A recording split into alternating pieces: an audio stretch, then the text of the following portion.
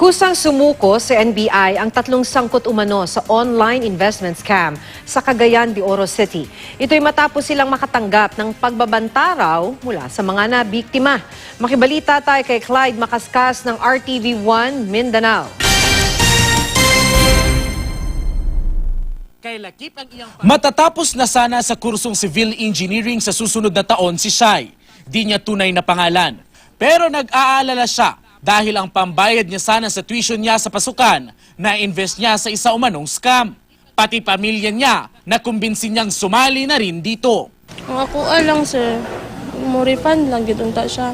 At first di may magpakaso unta kay anak mi kung unsay may tabo. Anak man siya tamo, nagkuan man siya. Nagpakan siya nga. Unsay may tabo.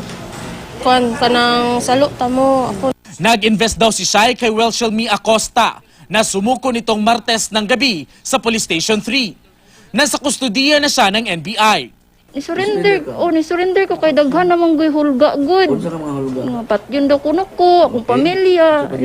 Ani anak ba hadlok ba kay sa ngata na ni-surrender na lang ko. Sumuko naman itong Martes si Rhea May Vallejos na suspect din sa online investment scam.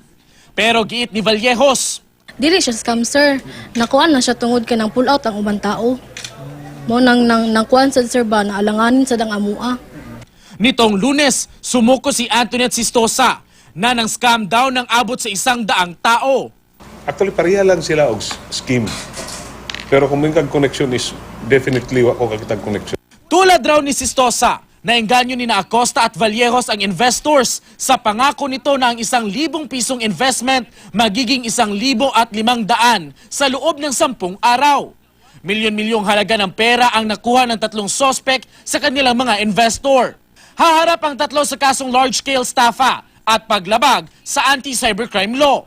Inaanyayahan din ng NBI na magtungo sa kanilang tanggapan ang iba pang biktima ng mga sospek at sampahan sila ng kaso. Clyde Macascas, Nagbabalita, Pilipinas.